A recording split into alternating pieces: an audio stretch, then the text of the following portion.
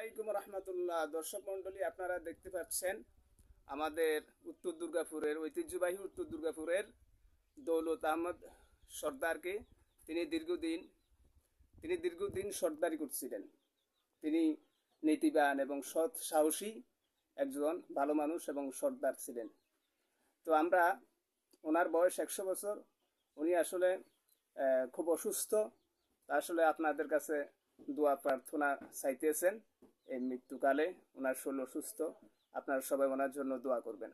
তো আপনারা এখন ওনার কণ্ঠ থেকে জিকির শুনবেন।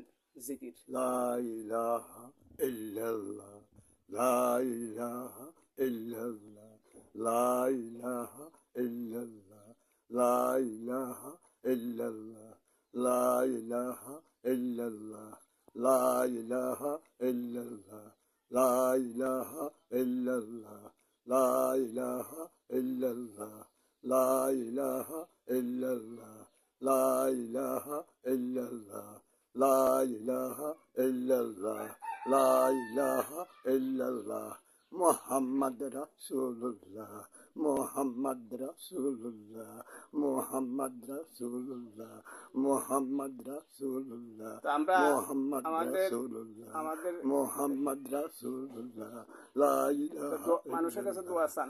লা ইলাহা ইল্লাল্লাহ। আপনাদের দর্শকের কাছে আমি আমার জন্য একটু প্রার্থনা করবেন, আমার দোয়া করে দিবেন, আমি যেন আল্লাহ জান্নাতবাসী করে মৃত্যুর পর যেন আমার জান্নাতবাসী হয়। আসসালামু আলাইকুম। আসসালামু আলাইকুম রহমতুল্লাহ।